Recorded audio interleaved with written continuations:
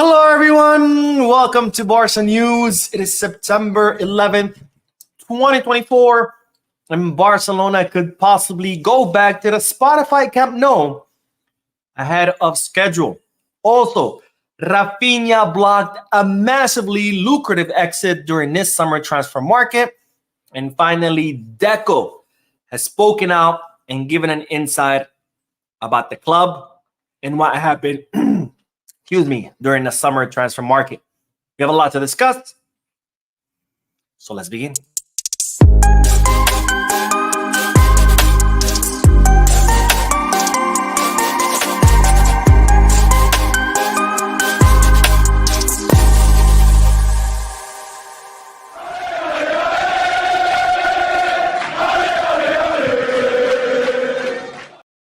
Hello, everyone. Welcome to the channel. My name is Mo.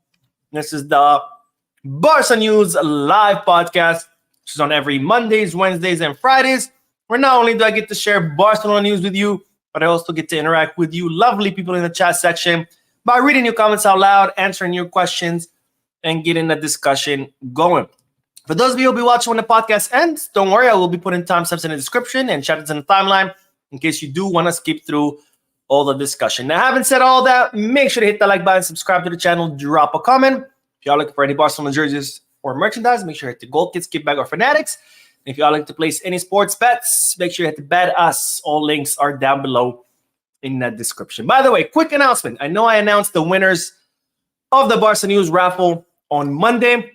I posted the picture on my Instagram account. I also posted a picture in the community tab of the three winners. There's also a fourth one that I announced live. Don't worry, I have not forgotten. Tonight or at latest tomorrow, I will be sending you private messages so I can get all your info, including jersey size, name, number you want printed on the back, and of course your addresses so I can ship them to you. So don't worry, I haven't forgotten about you. I'm going to do it. I have been incredibly busy at work. And in fact, that is why I'm starting this podcast a little bit late. Anyways, no more intros. Let's dive right into the news. And we're starting with two good bits of news. And the first one is that Barcelona could end up going back to the Spotify Camp Nou ahead of schedule. Now, as you know, the Spotify Camp Nou is currently undergoing a major facelift, doing a major renovation as part of the Espai Barca project. They have completely removed the third level, and now they're building a new one. It's going to have new VIP boxes, and have more entertainment spaces, restaurants, etc. And of course, it is going to increase in the capacity. There was a report, I think earlier this week or maybe last week, that stated that Barcelona were actually on schedule as far as the construction project. But now Barcelona have been handed a big boost in this construction project. And thanks to this boost, they could end up finishing the project ahead of schedule. Now, what the boost is that Barcelona, FC Barcelona, have reached an agreement with the city of Barcelona and with Les Corts neighborhood. Les Corts neighborhood is the neighborhood where the stadium is located. And this agreement is for Barcelona to be able to do construction work 24 hours a day. Now, this is not going to be all over the stadium. This is only going to encompass the inside of the stadium. So any inside work within the stadium, Barcelona will be able to do 24 hours a day, Monday through Friday. And as far as the exterior of the stadium, it's going to remain the same, which is from 8 a.m. to 10 p.m., except the Gol Nord area, which faces a cemetery.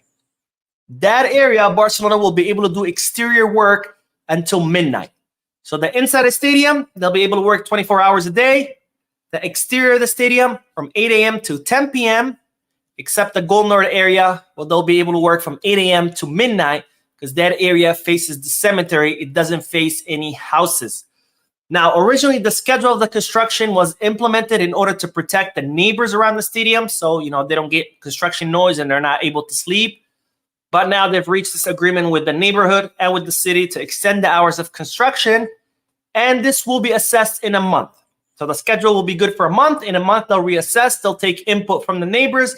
If the neighbors are okay, it will continue. If they start complaining about noise, they might have to readjust it. But for now, Barcelona will be able to do 24 hours construction work, which means that the Spotify Camp Nou might end up being completed ahead of schedule. Now, Barcelona were planning to play their first match by January of next year, but now they're talking that we could be back there maybe in December, maybe end of November. It's not sure yet because the schedule just got approved, but I have to say, I'm very, very, very excited to be back at the Spotify Camp Nou. Of course, it's not going to be fully ready. It's only going to open at 64,000 capacity, and the stadium is not going to be fully ready until 2026. So definitely great news as the city have approved the extension of work hours. Of course, Barcelona had already obtained 2 other extensions. One of them was to be able to work until 10 p.m. Now it's going to be 24 hours inside, and also Saturdays. Barcelona had also gotten approval to be able to work on Saturdays. The hours on Saturdays are much shorter, but it's really, really good news to see this project coming along. And the next good bit of news is in regards to Gavi. Because, ladies and gentlemen, it's reported that Hansi Flick, will reincorporate Gavi back to group trainings as soon as tomorrow. Now, you might say, what does this mean? Well, this means that Gavi is nearing the final stage of his recovery. Because when a player gets surgery, first of all, they have to heal, but they don't do anything. They just have to heal from the wound. Once they're done healing, they start doing physical therapy, which is to strengthen the muscle back up, get the movement back. Once physical therapy is done, then they start training on their own.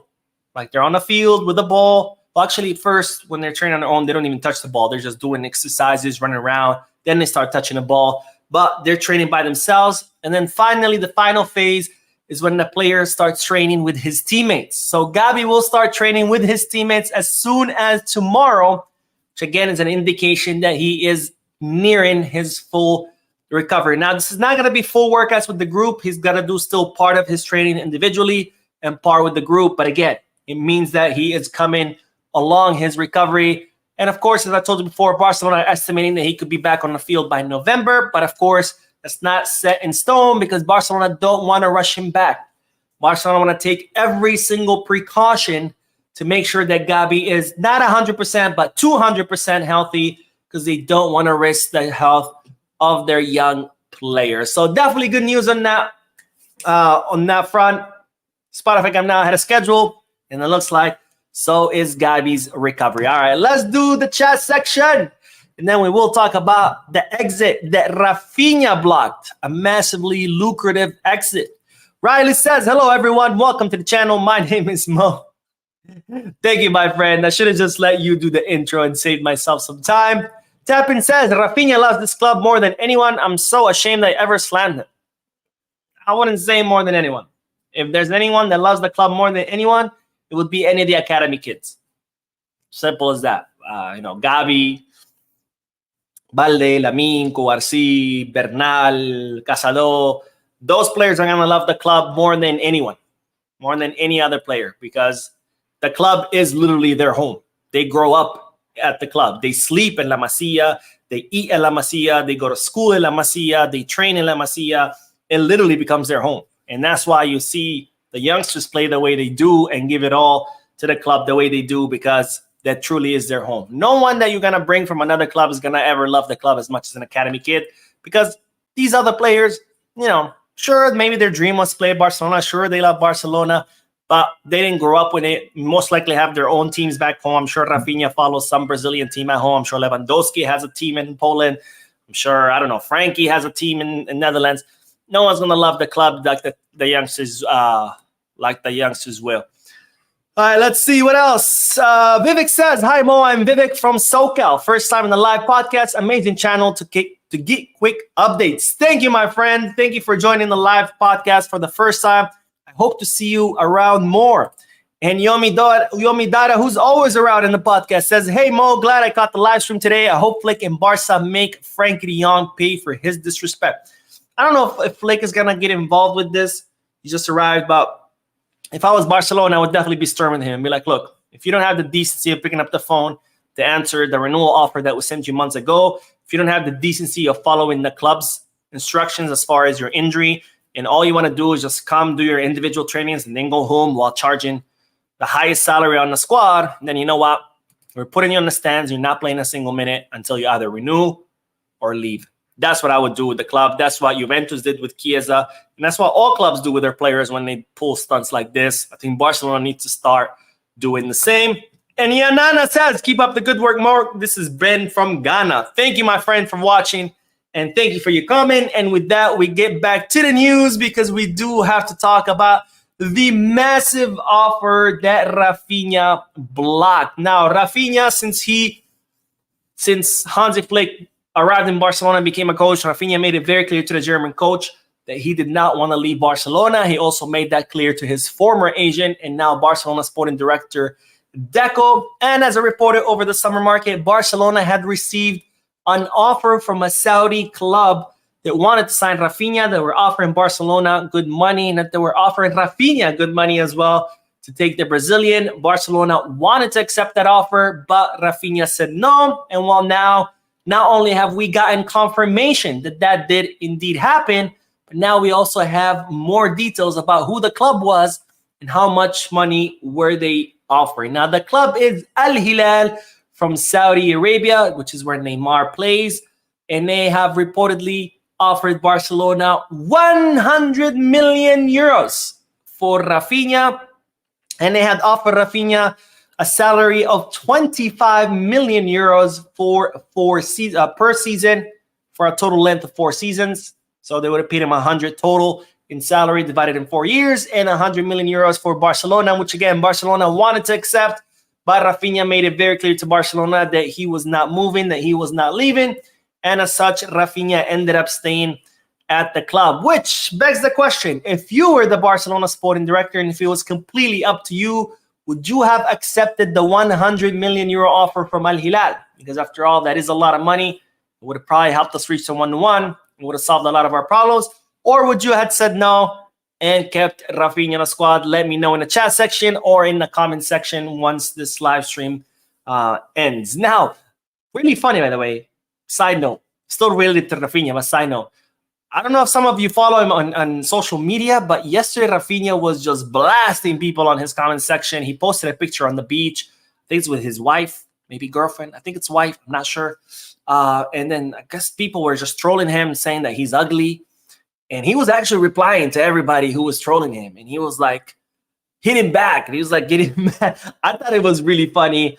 I mean, it's funny. It's because it's entertainment to me to see, Raphinha going back at it with the trolls. But at the same time, I was like, this is where we at in the world today. We have social media who was supposed to bring us closer together, who was supposed to, for us who are like far away from their family, their friends, we can feel much closer to each other. And unfortunately, it's just become a tool for trolls to just talk shit, to hate on others, to just, vent their frustrations of life by attacking others. And you might say, well, Mo, wait, hold on a minute. You're the number one Raphinha hater. You always criticize him. True. But let's be clear on one thing. I've always criticized Raphinha as a footballer, not as a person. Because after all, he is a footballer. This is a football channel. So I've always talked about Raphinha as a football player, never as a person. I've never touched that subject because it's not the right thing to do. And I've always done it within the parameters of Barcelona. You might say, well, what do you mean parameters? Well, I mean that I've always judged them within the lens or the parameters of Barcelona. I mean that, in my opinion, Barcelona is one of the biggest and best clubs in the world. And as such, we should always have the highest bar for our players. And to me, in my opinion, the last 2 seasons, Raphinha did not meet that bar. Now he's doing much better. He had 2 great matches. We'll see if he can continue that. But again, it's always been Raphinha's footballer. I've never sat here and been like, oh, Raphinha's ugly, or oh, Raphinha's hair is stupid, or oh, Raphinha's shoes are not stopped. I think that's some childish shit. But that's where we are with social media, where people, instead of using it to come closer together with family or friends are far, they just use it as a trolling tool because, they're jealous or they're frustrated in their own lives, so they want to take out their frustrations on others. It's pretty sad, but it was funny for me to watch. And to Raphinha, if he ever watches this, of course he won't. They'll just ignore them. What are you doing replying at them? It's not worth your time. But anyway, speaking of exits, it's also been reported that Hansi Flick blocked the exit of Pablo Torre. Now, when Pablo Torre came back from loan to Barcelona, Barcelona had made up their mind that they were going to offload the player because, A, he was someone that had not really worked out at the club. He was also someone whose position there are plenty of other players that can fill it. So they had decided that they were going to offload him. It seemed that Barcelona received a lot of offers from different clubs all around La Liga, and Barcelona were determined to accept any of those offers. But Hansi Flick said absolutely not, and he blocked the exit of Pablo Torre because he had liked what he had seen during the preseason, and therefore Pablo Torre ended up staying at the club. So far, we haven't seen much of him, but he did have a pretty impressive FIFA international break, so we'll see if Hansi Flick will give the youngster more minutes. He did give him minutes in the last match against Real Valladolid. I'm sure he'll probably give him more minutes, especially now because, like I said before, the September calendar is incredibly busy and hectic. We're going to be playing matches every 3 or 4 days, so there's going to be a lot of rotations. So we'll see if Pablo Torre will get more minutes with the first team. All right, let's get back to the chat section, and then we will talk in details about the interview that Deco just gave, where he gave insight about the club's situation and what happened during the summer transfer market. Let's see. Ayon says, please read my comment, Mo. I have never got the opportunity. All right, I read your comment. Well, I guess you have another comment with more content. All right, Mo, what do you think about the striker Victor Goyocres as Loa's replacement? I've actually never heard of him. I guess I'll check him out and ask me that question again on Friday. Zeal says, I can't wait to see Gavi play again. I cannot either, my friend. I cannot wait for the day to see Gavi on the field. And Louis says, looking bad, good call from Raphinha. With this new hunger for the game, I can see better offers. True, but I don't think he did it for that reason. I think he just, wanted to stay in Barcelona. I don't think he was thinking, no, let me stay and do better so I could get better offers. But, if he can stay and kill it, I'm all for it. I've always said that, right? I've always said, if Raphinha can prove me wrong, I'll be the happiest man ever because I'm not here to be right. I'm here to see my team win. And if Raphinha does great, if Ferran turns around and starts doing great, if every player does great, that means my team does great. And if my team does great, that's all I want to see. So if he can continue doing great, hey, man, I'm all for it. Zeal says, I would have accepted the offer before Flick came to Barca, but now no, he was one of our worst players under Xabi. Good point. But I guess hindsight 2020, right? Because I agree with you. Had back then in the summer when I would have gotten the offer, I wouldn't have seen Raphinha play under Flick yet. So I would have said, absolutely, give me the 100. I can sign Nico. And we could have paid for Dani Olmo, right? Maybe had to borrow a little bit more from the account. And I've been like, yeah, let's go. But now that I've seen him the first 2 matches, maybe not. But again, it's too early in the season. I know people have always said fans are fickle. You can have 10 great matches. You have 1 bad one. And people are like, he's the worst, sell him. Or you can have 10 bad matches and then you have a great one. I'm like, the best ever. So again, we're only 4 matches in. Raphinha's had 2 great so far. The other 2 were good. Let's see if he can continue. Street Fighter says, is it true that La Liga set up a rule for only number 1 to 25 are first-team players? If yes, what that means for Mark? Mark is not a first-team player. Mark is still registered as a Barca Athletic. Or is it Juvenila? He's still registered as a lower team player, just like who else is on the first team? Coarsi just got registered as a first team player. Casado is officially a first team player, and so is Pau Victor. What other players are? For example, Gerard Martin, he's not a first team player. Who else is not a first team player? Hector Fort is not a first team player. Who else is on the team? I'm blanking right now. But yeah, it doesn't mean anything. He's just not a first team player. You can still play with the first team even if you're a reserve team player. That's nothing new. Okay, and Alabi says, Mo, when is Gavi going to play for Barca? They're saying they're estimating around November, but they don't want to rush him, so they're going to take their time with him. But anyways, let's get back to the news because we do have to talk about the interview that Deco just gave to Barca 1. Now, after that, now that the summer transfer market is over, we We had John Laporta came out, gave that press conference where he explained what happened during the summer transfer market, talked about the situation of the club. And well, now Deco did the same. But unlike John Laporta, who was actually at a press conference facing members of the press from different media outlets, Deco did it with Barca 1. So it was a bit of a disappointing interview, but I was already expecting it because Barca 1 is the Barcelona's official channel. I did not expect any difficult questions. I did not expect the reporter interviewing to press him more and try to get better answers. So this interview was as disappointing as I expected it, but let's cover it and let's see what he said and what I think about every statement. Now, first of all, Deco spoke about the complexity of this past summer transfer market, and this is what the Barcelona sporting director had to say. It's always a very complicated time. There's always work to do, but during the transfer window, we had clear ideas, and in the end, we try to do what we had planned little by little. Sometimes it's not easy because many things don't depend only on what we want. It depends on the decisions of other clubs, of the players. You try to control it, but you can't control everything. We've done our homework. We are trying to help the club restructure itself. There was already a restructure with Xavi, and the league title was won. The coach has changed, but the idea is the same. Players with La Masia and footballers hungry to win titles. Now, I do agree with these statements of Deco. He talks about the complexity of the summer transfer market. Oh, sorry about that. The complexity about the summer transfer market and how, they plan things. You try to control those things, but it doesn't always work out in your way because, other clubs have to accept your offers. The players have to accept your offers, and there's other variables. I do agree with this 100%, which is something that people always seem to forget. Whenever a signing doesn't work, people just go crazy. Oh, Deco out, Laporta out. And it's like, dude, calm down. We are not the first club to miss out on a signing. We are not the first club to have a player reject us. That it happens to every single club on the face of the earth. And it's been happening since the beginning of times. You plan for things. You set out to get a certain player. And sometimes it doesn't work out. Sometimes the club that owns them says no to you. Sometimes they say yes, but they want too much money and you think it's not worth it. And even if the club says yes and the money is right, the player might say no. Even if the club says yes, the money is right, the player says yes, he might want more money in salary that you might not be able to afford. And even when all those variables still are met, the La Liga might turn around and say, sorry, you can't register him, right? There's a lot of variables at play here. Just because you want to sign a player doesn't mean it's going to happen.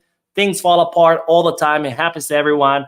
So people, I think, need to understand this better instead of losing their shit every time Barcelona miss out on a signing. These things happen. It's always happened, and it will always continue to happen. So I do agree with Deco on that part.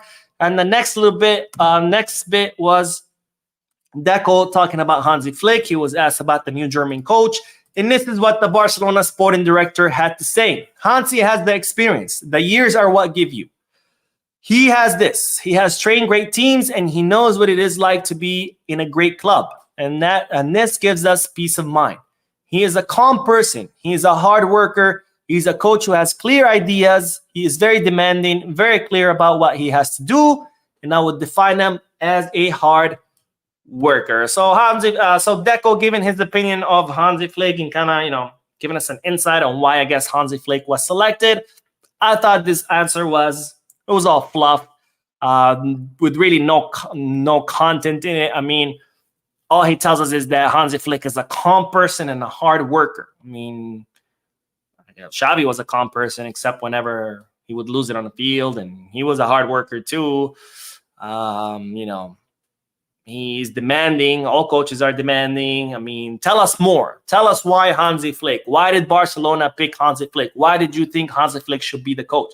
Tell us exactly what was behind that decision, not just compliments. Oh, he's a hard worker. He's great. He's handsome. He has broad shoulders. Like, give me real answers. And this is what I don't like about, when people from the club are interviewed by their own club's TV services, because this is the kind of fluff answers that they're going to give us. Now, Deco was then asked about the academy players at Barcelona, and this is what the sporting director had to say. We wanted to see during the preseason the level of the youngsters, how they would develop at a higher level.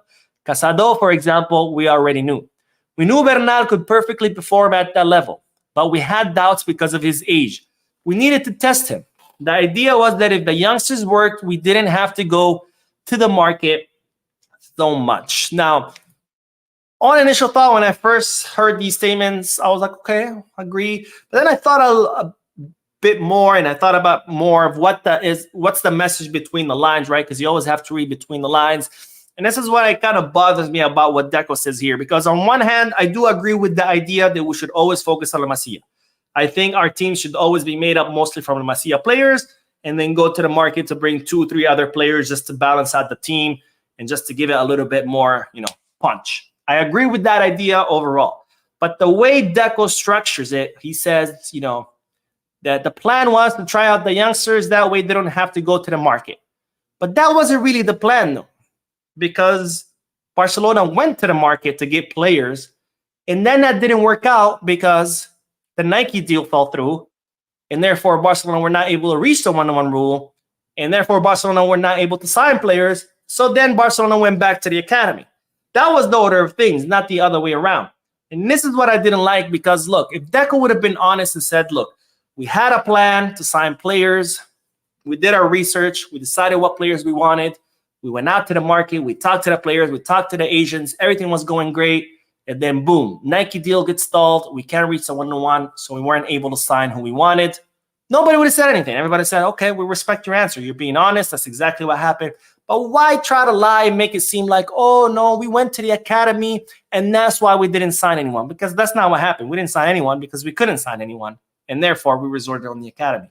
So don't try to spin things to make it seem like whatever happened was your intention. It's kind of like that player that tries to shoot the ball at the goal and ends up missing it, so it ends up being a pass, and then says, oh, no, I meant to give you the pass. No, you didn't. You meant to shoot it. It ended up being a pass. You meant to go to the market. It didn't work out. You went to the academy. It still worked out with the academy players, but don't lie to us. Give it to us straight. And finally, Deco talked about, and this was, I think, the most important thing about the interview, on why the Nico Williams signing was scrapped. And this is what the sporting director had to say. I'll tell you again, we're talking about level. Today we have Raphinha, Ferran, the return of Ansu. He was very good in preseason. Lamine, and players like Fermin or Olmo who can play there. To bring someone in, they had to be of a very high level. With the signing of Dani, it gave you more options. It's not that we haven't spoken to players, but we had other priorities that have been decisive in not bringing in another winger. So this, my complaint with this one is the same as the last statement. Again, Deco had a plan, it didn't work out, and now he's trying to convince us that the plan not working out was what he intended to begin with, because he's telling us that the reason they didn't bring a winger is because they had, they signed Olmo, and they had Ferran and Fermin and Olmo and Ansu Fati, blah, blah, blah. But that's not true. That's not what happened. You wanted to sign Laporta wanted to sign Nico Williams. We tried to sign him. It didn't work out because the player said no to us. Just say that. Why do you have to turn around and make it seem like, oh, it was always our intention not to sign him? That's bullshit. Your intention was to sign him. You told us that. And now that didn't work out, all of a sudden, that never happened. But anyways, like I said, I did not expect a good interview that we would know exactly what happened, because it was made by Barca 1. So I expected these fluff answers. And of course, Barca 1, the person doing it, the interview at the Barca 1, he wasn't going to press and be like, wait a minute, no, you said this, but now you're saying that. Which one is the real answer? He's not going to do it. So there you have it. That's the interview. At least that's the highlight of the interviews. Let me know what your thoughts are in the chat section or in the comment section once this ends. Winston says, do you think we should get Kimmich for free as Frankie replacement? I think he leaves. It's never a good sign when a player distrusts the medical staff. I honestly think we should get rid of Frankie. Like I said, Barcelona should put their foot down, put him on the stand and say, you're not playing a single minute until you either renew or you get the hell out. As far as Kimmich, no, I think that chapter is closed. Kimmich is now, 30, 31 years old? I think 30. The best years are behind him. He's just looking for his last contract, just last big contract, so he can cash out and sail into the sunset. We don't need players like that. Not just because of the age, but because players at that stage who are looking for their final contract, they're not going to be as hungry. Kimmich has won everything there is to win. He's not going to come to Barcelona with the hunger that, let's say, Lamine Yamal has now, or with the hunger that Gavi has, or even with the hunger that Raphinha has. He's not going to come with that hunger because he's already won everything there is to win. He's in the final stage of his career. He's just looking for one last big contract. Let me cash in so I can retire. So no, I think that chapter is over. I think we should move on. We should bet on Bernal and Casado, who are very, very hungry, who are academy products, and who are incredibly talented. After all, the nickname of Marc Bernal in the locker room is the Kimmich of Barcelona because of supposedly how good he is compared to Kimmich. So why are you going to bring Kimmich just so he can take the spot of Bernal and then curtail the growth of Bernal? I'd rather just keep Bernal. But that's my opinion. Anyways, Ross, my man Ross, he says, hey, Mo, you see Vinny talking too much and he got hit back from everywhere about Spain and racism. Also watched the debate last night. I only watched highlights of the debate, not the whole thing, because I was actually working. I did not get off work until 9:30 or 10 p.m. And then I had to film 3 videos for the channel. So I only saw the highlights. But as far as Vinny, yeah, I think he crossed the line a little bit with his latest interview. Here's my problem with Vinny. And I'll try to make this short so we can talk about the last bit of news. But does racism exist in football? Absolutely. We see it all the time. Fans throwing bananas at players, fans making the monkey sounds, fans singing racist chants. Racism in football is a real thing, and it needs to be rooted out. It needs to be rooted because no human being should be subjected to racism, and no players should be subjected to racism at their work of employment. Because remember, we forget, but football players, they're just doing a job. They're just employees of a club. And when you go to the stadium, they're going to their workplace. So no football player should be subjected in the stadium to racism the same way you shouldn't be subjected at your work. You know, you wouldn't like it if you were, I don't know, a waiter and some customer calls you a racist slur, or if you were a shopkeeper and some customer calls you a racist slur. If that happens, most likely the manager of the restaurant or of the store is going to kick that customer out, right? The same thing should happen in football because, again, these football players are employees of the club doing a job and getting paid for that job. So if they are being subjected to racist slurs and insults by the clients, because remember, fans are clients, they are paying for a service, which is football, then those clients / fans should be kicked out and never be allowed again in the stadium. But what's the problem with Vinicius? The problem with Vinicius is that, yes, he does suffer from racist abuse. That's clear. We see it all the time. But he then takes that and takes advantage of that situation to then justify his own shitty behavior. And 2 wrongs don't make a right. What's happening to Vinicius as far as racial abuse is very, very unfortunate. And La Liga needs to take matters into their own hands, which they have, and correct that. Because Vinicius, as much of a clown that he is, he should not be subjected to that. But then he turns around and takes advantage of that to justify his shitty behavior. And that's where we fall in this paradigm, right? In this shitty paradigm that Vinicius has created. Where on one hand, you want to feel bad for him for what he did, for the racial abuse that he suffers. But on the other hand, he then is a pretty shitty person himself, but tries to justify his shittiness with the racist abuse. And that's not how it works. You cannot be the victim and the aggressor at the same time. And I think people are starting to catch up to that. And that's why Vinny has gotten a lot of backlash after his most recent interview, where he even said they should cancel the World Cup. Well, anyways. All right, let's do the last bit of news. It's very, very short. Then we'll do more comments. But speaking of facing the fire, speaking of facing tough questions, we know that Joan Laporta, well, Deco just did the interview with Barca 1, which was all fluff. Joan Laporta did face the press last week. I did a video. If you haven't seen it, check it out. And even though he did face off against the press and it was reported from all media outlets, it was still not as tough as I would have liked to see. A lot of the questions were softballs. A lot of the questions were really easy, and there were never follow-ups. And that's the problem, right? In order to find out the truth, you need follow-ups. You need to ask the question. When they answer, be like, wait a minute. But on that date, you said this. Now you're saying that. Which one is the truth? Like, I need to know the truth. And there is no such thing in football. For some reason, football reporters are just afraid of asking the tough questions.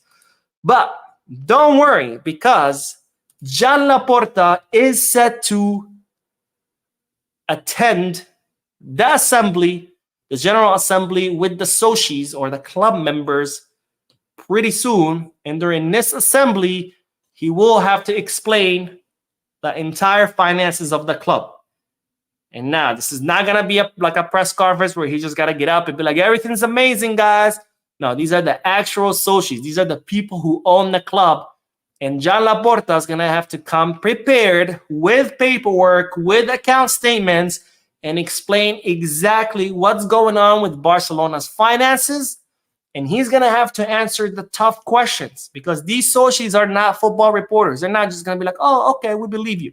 They're going to know where their money's going. They're going to know what the state of their club is, and they're going to ask the tough questions, and John Laporta is going to have to answer. And, of course, I will be covering it so I can tell you exactly what's going on with the club because so far we don't really know the full extent of it because nobody is asking the tough questions. But the socios will, so I'll be covering that, and hopefully we'll get to the bottom of everything, of what's going on with the Nike deal, the Barca Vision deal, the club's debt, the club's finances. So it's coming pretty soon, and don't worry, I will be making a video about it, so stay tuned to the channel. And with that, let's do a few more comments, and then we will end the podcast. That's French for the podcast. One Dan says, hey Mo, do you feel Barca have enough to continue the form, or are we lacking experience? We are lacking experience. We have a lot of youngsters on the team. We have a new coach. We do lack experience. Can we continue on the same trajectory? I think so. My only worry is this is going to be a very tough calendar. And it's going to be hard to stay at top 4. There's going to be, Hansi Flick is going to have to be very strategic and very intelligent about rotating his players because these calendars are going to be very, very exhausting. But again, that's a problem that everybody's going to face, right? And not just Barcelona. This is a problem that every team in Europe, pretty much, or at least the top of the league of top leagues of Europe, they're gonna have to face. And the ones who are gonna come out on top are the ones who are gonna know how to manage the resources that they have. Yassine says, "Hey Mo, I'm watching you from Port Elizabeth, South Africa. I must say you're very consistent with your work. Keep up the good work." Thank you, my friend, for your comment and for your support. And Joe Files Flame says, if Frankie gets a paper cut while he reads on his time off, it will be another season without him. Yeah, pretty much. It's looking like it. Now, to be fair, the 3 injuries that he got to his ankle were pretty serious. I mean, we all saw the replays. He got hit pretty hard on the ankle 3 times. The problem is that he just doesn't want to do anything about it. He's just chilling there, just going to individual trainings, does his training, and as he goes home, he doesn't want to get surgery, doesn't want to do anything. And it's just kind of like, all right, I'm just going to keep trying, earning my huge salary without having to play. And we don't even know when he's going to be back. All right, let's see. Unati says, good morning, Mo. I'm glad catching live again. I always fight with wifey because she would say I always sleep late due to time difference here. Hey, Mo, we don't need Kimmich because we have Bernal, Casado, and Gavi. Well, thank you, my friend, for watching the channel. I don't want to be the guy to get between you, your wife. Wife always comes first. Happy wife, happy life. But yes, I do agree with you. Kimmich, we don't need him. I'd rather bet on Bernal and Casado than bring Kimmich, who's towards the end of his career. And the last comment we'll do is Mike Valencia, who says, hey, Mo, it feels sort of like a betrayal that Frankie and Araujo don't even speak to the club about contract negotiations. It sucks, man. It does. It really does, especially with Araujo because, he's still young. He's one of the best center backs in Europe. Frankie has always disappointed me. Frankie has never been at the level that I thought he would be when we signed him from Ajax. Plus, with Frankie, he's been inconsistent. Like, don't get me wrong. There's been great matches where Frankie has done absolutely amazing. You're like, all right. But there's also been some really bad matches. And Frankie, his career at Barca has been like this, just ups and downs. And for the money that we paid to sign him, with the money we've been paying in salary, he should have maintained a consistent level of greatness. That's why we pay him the big bucks. So he's been a disappointment to me, to be honest. But with Araujo, Araujo's always impressed me as a center back. And yeah, it does suck to see that. But that's the nature of the business, my friends. It's not personal. It's business after all. These players, like I said, they're employees of a club. It's unless you're an academy player, most of these players, they just look at it as a job, right? And if you work at a company and another company offers you more money, you're going to say, all right, bye. You're not going to be like, I'm loyal to this company, because at the end of the day, it's all about the money, right? We're all looking to just make money and survive. in this crazy world of ours. Anyways, that is all, ladies and gentlemen. Thank you for tuning in. Thank you for your likes, your comments, your subscriptions. If you haven't subscribed yet, make sure you do. My analytics show me that only half the people who watch the channel are subscribed. The other half are not. All you have to do is click the button, my friends. We're nearing the 100,000. Come on, we can do it. But anyways, and also don't forget to hit the like button. I don't know why I put my glasses on. I'm not reading any more comments. But thank you guys for tuning in. No more videos for today because there's no more news for today. We'll see you tomorrow in tomorrow's videos. And as always, Visca Barça.